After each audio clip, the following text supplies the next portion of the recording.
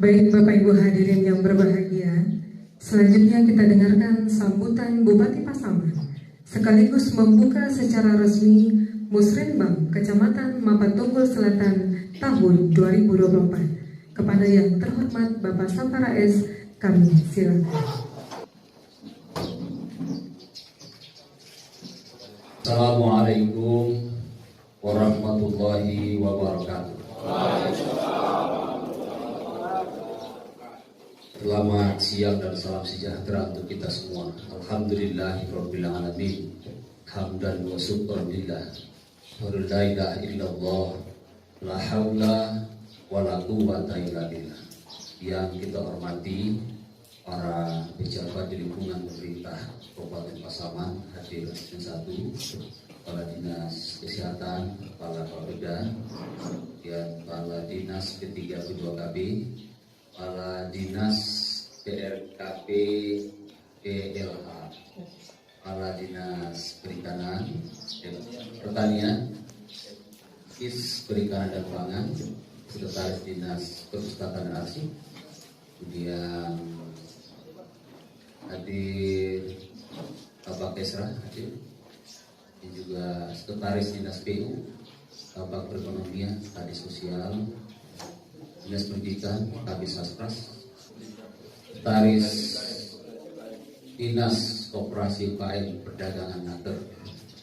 Terusnya ada Dinas Pemberdayaan Masyarakat, Kepala Bidang, Sekretaris Dinas Dukcapil, dan yang lain jajaran dari dinas yang hadir.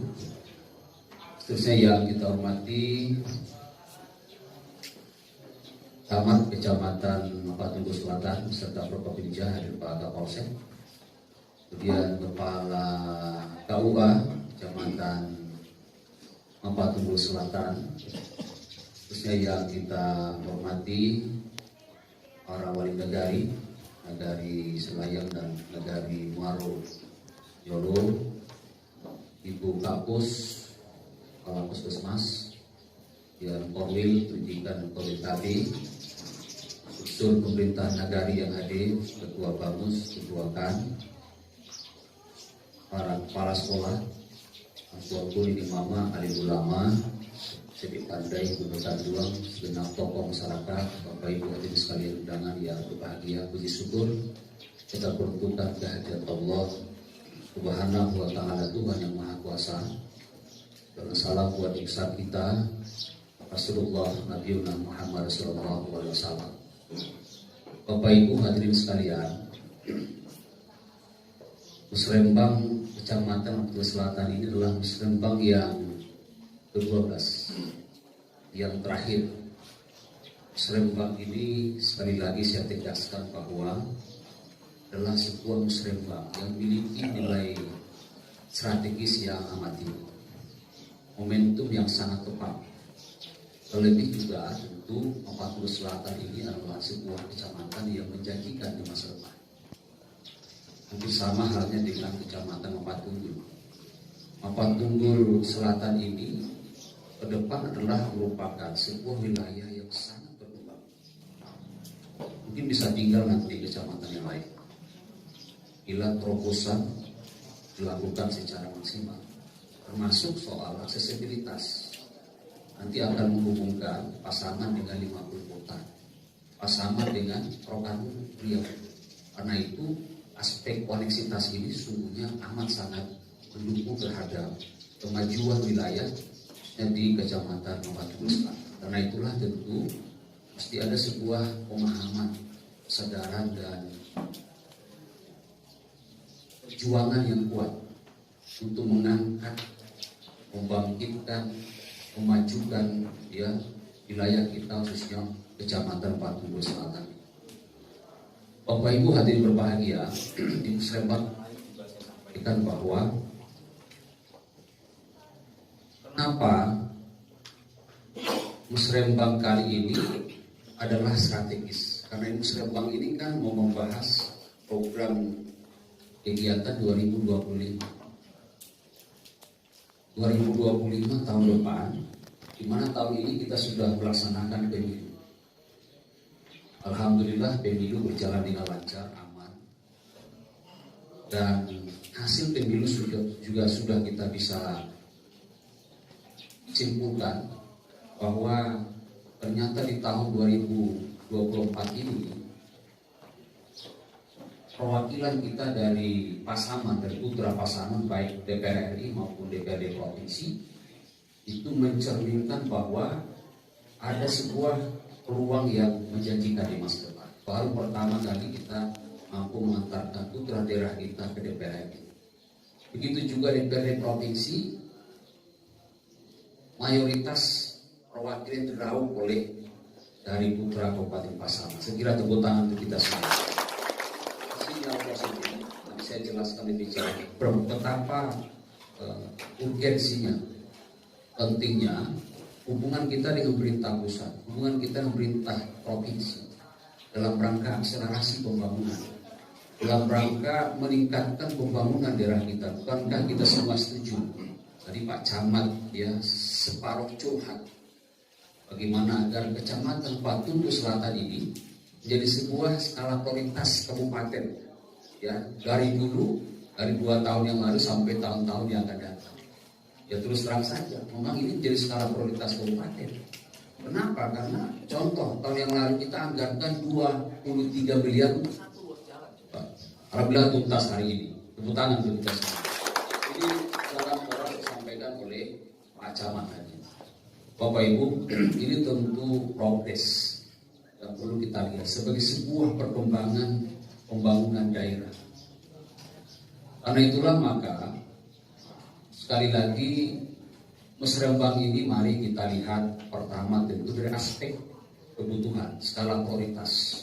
Tadi Pak Camat menyampaikan bahwa secara khusus skala prioritas kita itu masih dominan di aspek pembangunan infrastruktur jalan. Dan ini sekali lagi membutuhkan konsekuensi anggaran yang begitu besar. Tidak mungkin kita bangun jalan dengan air liur, air udah. Tidak mungkin. Kemampuan fiskal kita masih terbatas. Alokasi anggaran kita membutuhkan, ya kebutuhannya banyak. Karena itulah sekali lagi bagaimana fiskal kita bisa kita perkuat ke depan, baik dari sumber APBN merupakan DAK yang masuk ke Pasaman maupun BKK yang dari provinsi masuk ke Pasaman. Selain juga tentu program-program kementerian lembaga, program-program dinas tingkat provinsi dan sebagainya yang sasarannya masuk ke Kabupaten Pasaman. Antara lain misalnya dibilang infrastruktur penerangan, ya kita sudah sedang proses bangun PLTMH. Itu salah satu upaya kita untuk bisa menyediakan infrastruktur, ya termasuk penerangan buat masyarakat kita. Meskipun memang kemarin ada kendala cuaca iklim sehingga terjadi bencana, tapi itu patut kita maknai bahwa betapa kita punya komitmen, punya perjuangan yang keras untuk bisa memenuhi aspek kebutuhan masyarakat. Apalagi itu catchment area, ya untuk wilayah penyangga bagi PLTA Oto Panjang. Alhamdulillah itu sudah terlaksana sekarang. Di proses penyelesaian mudah-mudahan bisa selesai, bisa final. Tentu itu akan dirasakan, dimanfaatkan oleh masyarakat kita. Bapak Ibu, pertama tentu skala prioritas berdasarkan kebutuhan yang menjadi perhatian dan pertimbangan kita untuk menentukan ke depan program apa yang mesti kita lakukan bersama-sama dari semua aspek, termasuk dari aspek infrastruktur. Yang kedua adalah tentu dari segi status kewenangan. Ya, dari 10 tadi misalnya, mana yang merupakan kewenangan provinsi, kewenangan kabupaten, mana yang bisa didorong lewat pusat dan seterusnya. Jalan Rao sekarang, Tinggaran Rao, ya menuju Muaro Sinulolo Gelugur 50 kota. Ini kan ruas jalan provinsi sampai ke Hululayang. Hululayang ke Muaro status jalan kabupaten. Saya dulu Bapak Ibu sedikit bercerita ketika DPRD Provinsi Sumatera Barat berpikir bagaimana strateginya untuk percepatan pembangunan ruas jalan yang amat dibutuhkan ini. Dulu statusnya jalan kabupaten. Maka sederhananya adalah bagaimana agar jalan ini menjadi tanggung jawab dua instansi, baik instansi provinsi maupun kabupaten, sehingga sumber anggarannya bisa dari dua. Penanggung jawabnya dua, itu samanya dua. Itu saya masih ingat sekitar 2016, saya masih DPRD provinsi. Itu pokir saya pertama ke setengah M saya taruh di Kota Panjang. Untuk apa? Untuk memastikan agar ruas jalan sampai wilayah itu menjadi ruas jalan provinsi. Gitu. Karena logikanya nggak mungkin hanya kabupaten secara cepat bisa membangun jalan ini. Harapannya jika dua kewenangan, status provinsi dan kabupaten ini bisa mengakselerasi. Itu kira-kira. Tinggal nanti bagaimana Pak Kaban ya untuk perencanaan target kabupaten ke provinsi menjadikan ruas jalan lingkaran atau RAW ini menuju wilayah status provinsi ini menjadi prioritas usulan kita di provinsi yang mesti dikawal. Saya kira itu poinnya. Poinnya mesti situ. Skala prioritas yang mesti menjadi penanganan dari provinsi. Karena luas provinsi juga banyak. Bukan hanya di sini. Ada banyak. Di Pasaman aja ada berapa luas provinsi? Ada 5. Belum lagi kabupaten kota yang lain. Nah kira-kira antara yang 5 ini mana yang paling butuh? Saya kira hampir kita semua setuju bahwa ruas jalan menuju Selayang inilah merupakan super butuh. Itu Bapak Ibu? Nah, karena itu provinsi tentu harus memberikan atensi khusus ya dengan perjuangan, usulan dan menyatakan bahwa ini prioritas kabupaten ditangani oleh provinsi. Kalau enggak usah lagi gubernurnya ke sini. Udah berulang kali gubernurnya ke sini. Perintah provinsinya. Iya kan? Gak usah lagi kalau nggak ditangani. Begitu kira-kira. Harus berani ngomong begitu. Wong kita yang dari wilayah ke Muaro sudah ditangani. Iya kan? Kembali ke tadi saya berpikir strateginya apa? Adalah ditangani oleh dua instansi, pemerintah provinsi dan pemerintah kabupaten. Agar akseleratif. Itu. Nah, gawe kita, saya dengan Pak Haji Bin Utama, 2 tahun terakhir kita prioritaskan Mapatung Selatan sehingga luas poros ini bisa menjadi maksimal. Alhamdulillah tuntas sampai Muaro. Tinggal nanti bagaimana kita dengan 50 kota agar bisa akses ke 50 kota. Sebenarnya itu lanjutan tahap ke depan.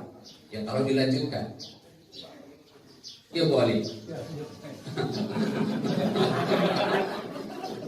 Ini kan PR-nya, ada kesenambungan program, ada kesenambungan pembangunan. Ini harus berjelas-jelas. Provinsi mesti memberikan atensi khusus, penanganan saja maksimal. Nah, kita sudah buktikan kok. Malah provinsinya, ini saya butuh nggak ngomongin kira nih. Yang lewat dari Rawa Kamari, Baras senyum. Sana atau menderita? Tani ayu atau susah? Nah itu. Ya ini penting. Nanti Musrembang provinsi ini harus disuarakan oleh Pemda, oleh Pemkab. Harus diprioritaskan Pak In. Ya, walaupun ada 5 ruas jalan provinsi di Pasaman ini, tapi ini menjadi super prioritas. Karena kondisinya, karena keadaannya, kemudian karena prospeknya ke depan. Saya tadi sebut, ini wilayah menjanjikan, menghubungkan dengan 50 kota dan Rokan-Hulu. Ada titiknya di sana. Iya Wali ya? Nah, itu bisa ke depan. Ini sungguh menjanjikan. Tapi mau tidak seperti balik telapak tangan. Apakah kemajuan wilayah Patung Selatan itu bisa dengan tiba-tiba dicapai? Tidak, butuh proses, butuh perjuangan.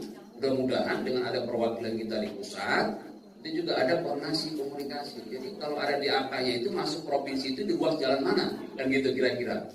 Iya kan? Ruas jalan mana? Ya di angka pusat masuk provinsi juga. Di angka dari pusat masuk kabupaten juga. Nanti komunikasinya di angka dari pusat itu anggaran di angka ya, itu masuk provinsi, itu luasnya sasarannya di mana? Pak Teguh Selatan, itu tangan bawah ini. Ini cerdas sekali bawah ini. Tambah cerdas, bisa mewakili warga Pak Teguh Selatan nanti. Karena belum ada sejauh ini, tepuk tangan dulu untuk bawah ini.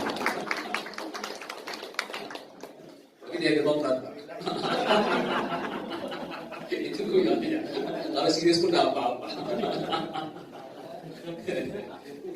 Jadi saya kira begitu.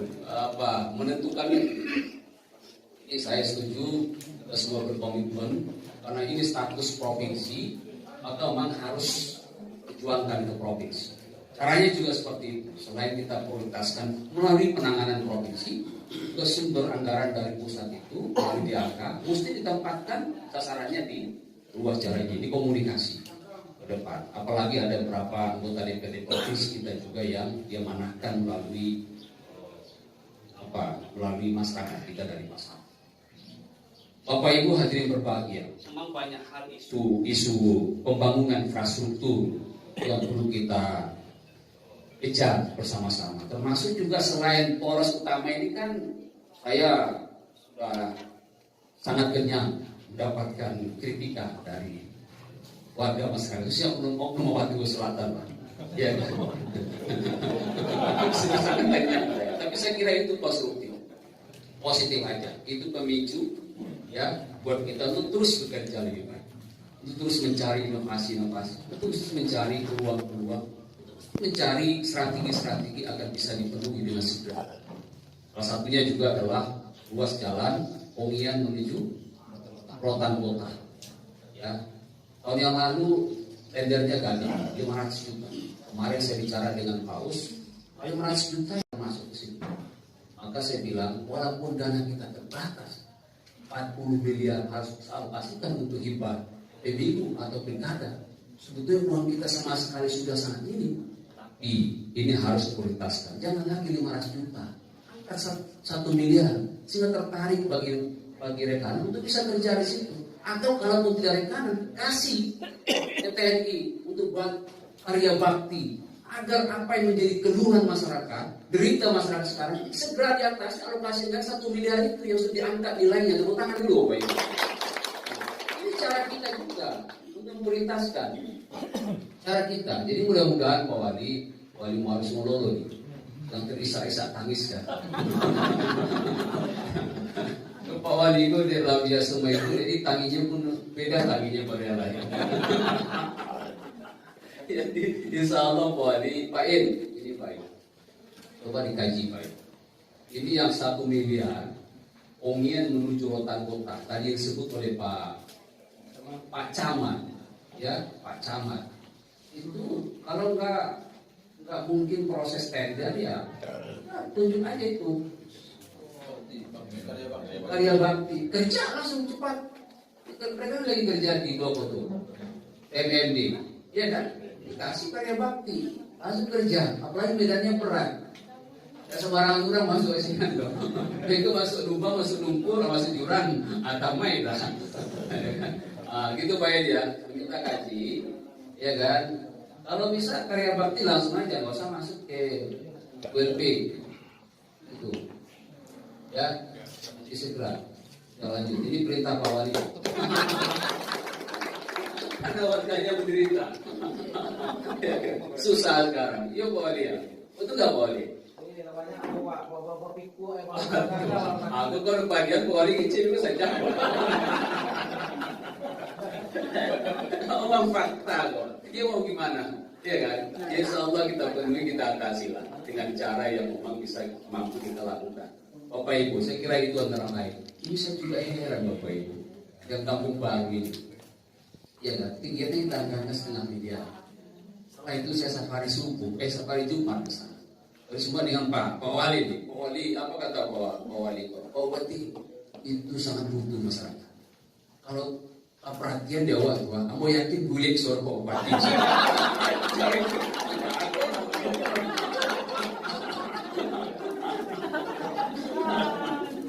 Itu jaminannya Pak Wali makanya. Bukan sembarang orang. Ya alhamdulillah mulai dikerjakan. Ya kan, 1,5 miliar kegiatan. Kemudian masuk lagi PMMD ya, Bakti Karya ya, Karya Bakti. Karya Bakti 1,5 M. Tepuk tangan dulu Pak. Itu memang saya agak kesal. Tadi kita mulai, saya panggil PU. Oh, kerjanya tambah. Itu malah lebih parah di sebelumnya kalau kecewa balik kan. Ya hotel. Di Pangkalu itu lancar. Udah makasih itu di Pangkalu lancar. Ada kau yang kurang, yang bare. Nah kini malah tak balik. Kacau. Bare kau jualnya keringan. Ini tolonglah Pak ya, sampaikan ke kontraktor yang itu kerja serius, kerja baik-baik. Karena kita udah sakit-sakit nih, udah susah alokasi kadang-kadang. Ya kita harapkan tentu masyarakat kita bisa menikmati hasil dari pembangunan yang kita sudah alokasikan anggaran. Kita bahas di setiap tahun untuk muslimah. Kita prioritaskan dan kita alokasikan anggarannya. Jangan sampai sudah kita alokasikan, kemudian ya sudah terlaksana dengan baik. Tambah kira-kira lagi dia tapi cawan lah sudah. Kece Pak Beni gua ala di anggaran tu aja. Lagi masukan tuh Pak Wali sih. Tahu-tahu. Jadi Bupati Pak Sabarais tidak terlaksana. Aku baru masalah aku. Tak ada masalah aku. Ikut salah siap ini kok. Salah boleh makan doang tuh. Jadi Pak Wali ya, ini langsung nih PU nih saya minta segera dicek. Ya dipercepat pelaksanaannya. Saya kira ada teknisnya lah bisa mengupayakan itu. Karena memang kemarin tanggal ini ada bencana. Aduh jalan aku yuk, panas. Longsor ya. Jadi selain juga memang cuaca iklim yang tidak mendukung. Mudah-mudahan ini sudah mulai masuk alat ya, mulai kerja itu segera apa ini? ya paksa Kerja kontraktornya. kalau enggak Cek, nah, gitu. Ini yang lagi yang suruh Pak Wali ya. Bapak Ibu hadirin berbahagia, banyak isu pembangunan infrastruktur yang perlu menjadi perhatian kita semua. Alhamdulillah kemarin juga saya ke BPB sesuai dengan kondisi bencana di waktu yang lalu. Ya Pak Kadis Kalaksa BPBD kita sudah usulkan rehab rekor beberapa titik di wilayah Tunggu Selatan. Tepuk tangan sekali lagi Pak. Termasuk ini kali yang kami hantam di AI. Ya, kemudian cocam, ya kan? Dan beberapa titik yang lain. Ini mudah-mudahan tentu juga bahagian dari cara kita, peluang kita untuk mempercepat penanganan infrastruktur di Kecamatan Patu Selatan Selatan. Bapak Ibu hadirin berbahagia. Kemudian saya juga tertarik tadi soal peningkatan ekonomi. Ternyata Patu Selatan ini tidak hanya berpotensi ya terkait unggulan pertanian perkebunan yang selama ini kita tahu Pak Kadis Pertanian ini kan di sini Gambir terus dorong produktivitasnya, pengolahannya. Kalau sudah mulai ada alat yang canggih untuk ini, untuk mengolahnya, ya fasilitasi kan gitu. Apakah melalui koperasi UKM itu, apakah alat namanya atau apa gitu untuk bisa mempermudah, membantu masyarakat laksanakan.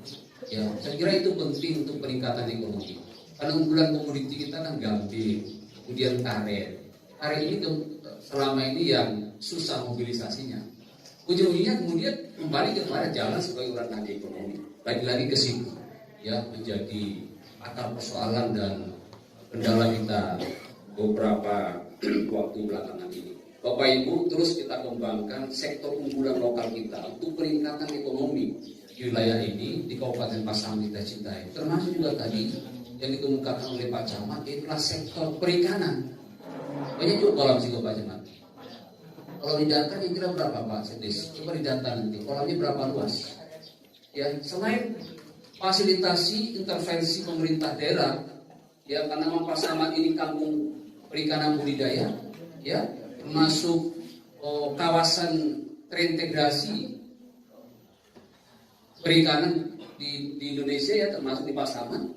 Karena banyak dukungan sarana produksi juga kita dapatkan di Pasaman ini untuk petani ikan kita, termasuk antara lain juga kita sudah bangun pabrik pakan ikan di Rau untuk menurunkan angka kos produksi bagi petani ikan kita, sehingga mereka bisa naik. Termasuk juga sekarang sudah ada investor masuk.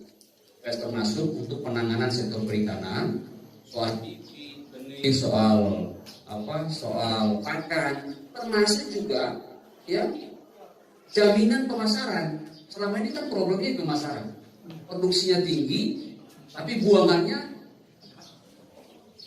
susah, buangannya kendala. Itu harganya kemudian jadi problem. Sehingga apa?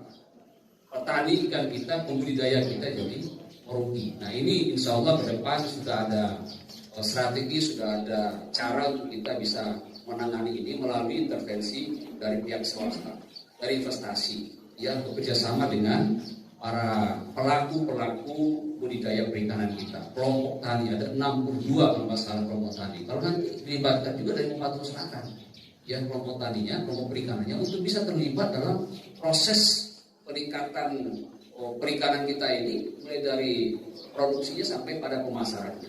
Dan ada sekitar 100 miliar uang yang akan diinvestasikan di daerah kita mendorong peningkatan sektor perikanan kita agar tentu itu semua bermuara pada peningkatan income dan ekonomi masyarakat kita. Bapak Ibu, saya kira saya setuju jika memang potensi kolam kita cukup banyak di sini.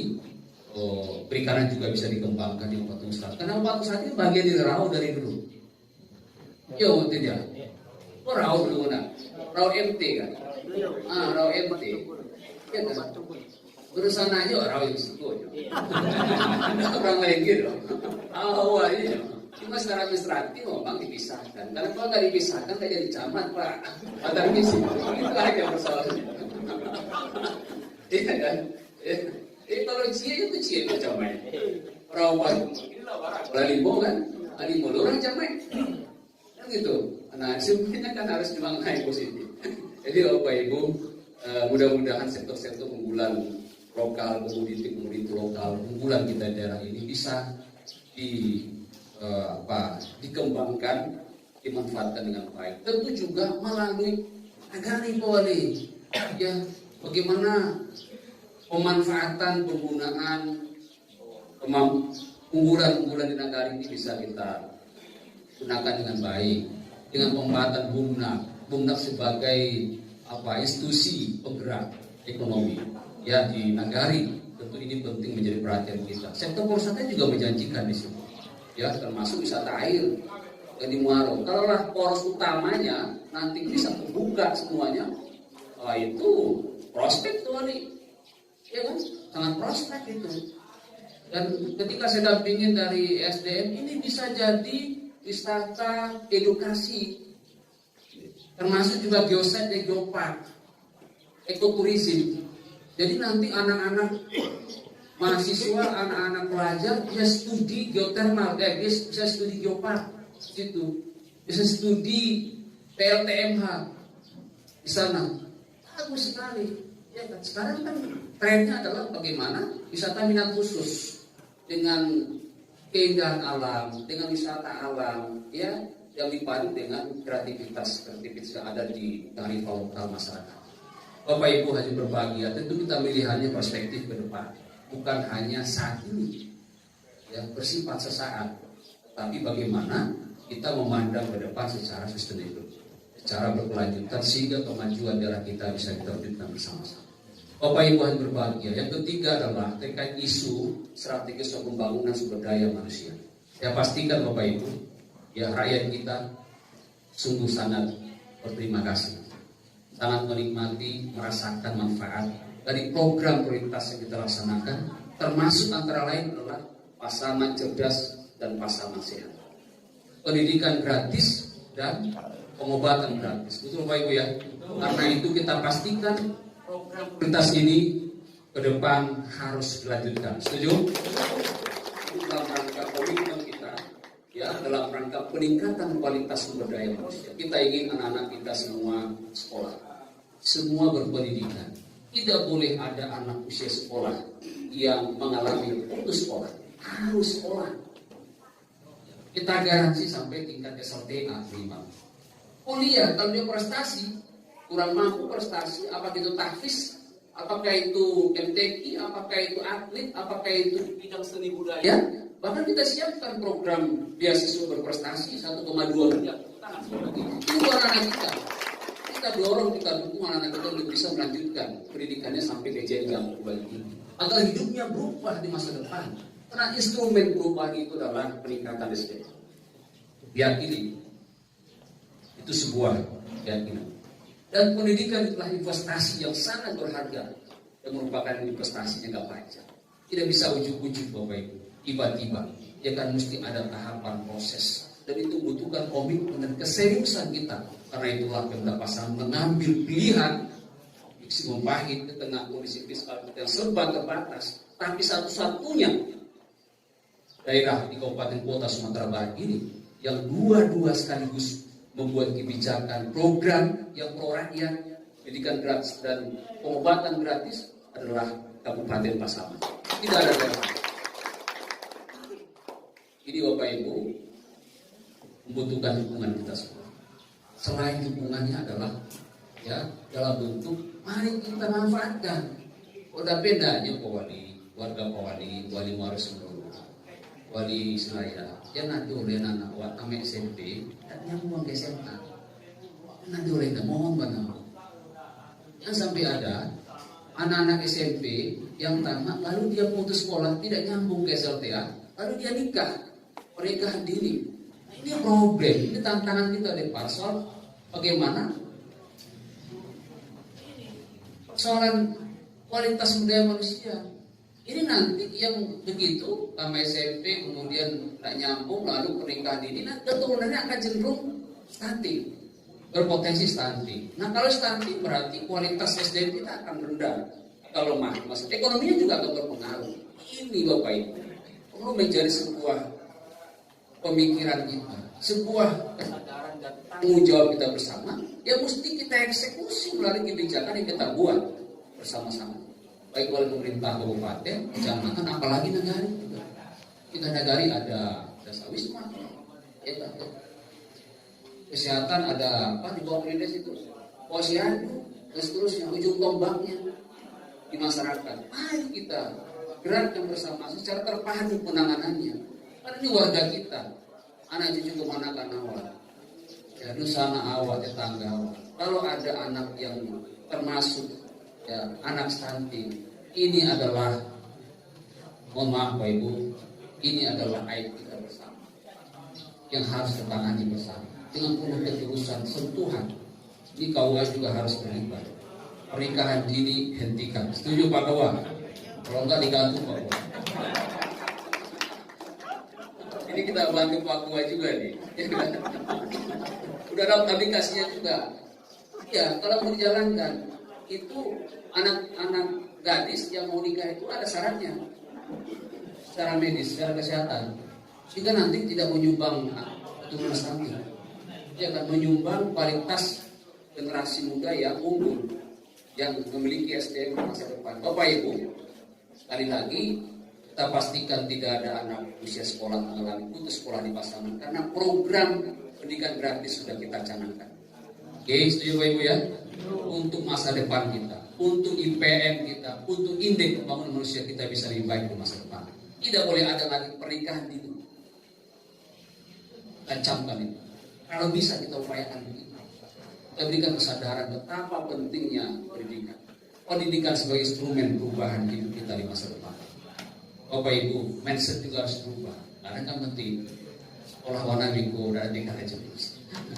Ini mindset Bapak Ibu. Iya kan? Betul. Sekolah itu, kuliah itu ya antara lain kita dapat kerja. Betul. Iya kan? Nah ini mindset juga harus berubah. Saya kira ini adalah tugas kita semua, tanggung jawab kita semua. Kalau kita ingin berubah ke arah lebih baik di masa depan.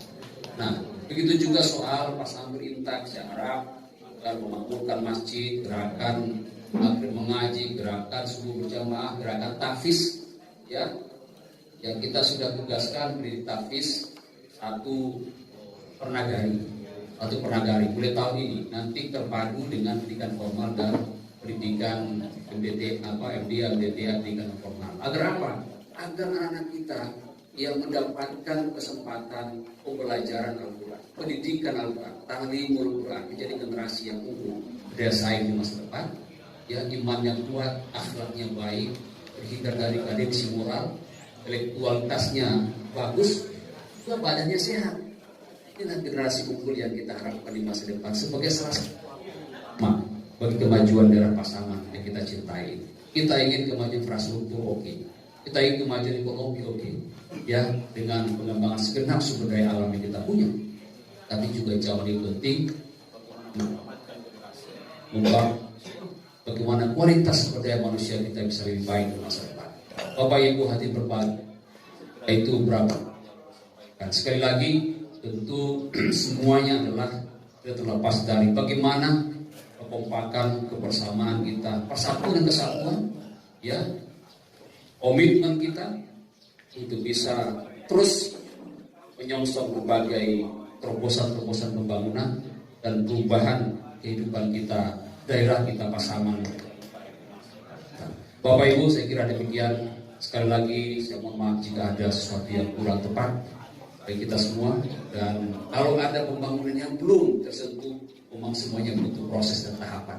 Mudah-mudahan untuk ada kesinambungan dan kelanjutan di masa depan. Saya kira demikian. Terima kasih. Bismillahirrahmanirrahim. Kembang Kecamatan Mapatunggu Selatan pada hari ini secara resmi saya nyatakan dibuka. Terima kasih. Warahmatullahi wabarakatuh. Waalaikumsalam warahmatullahi wabarakatuh.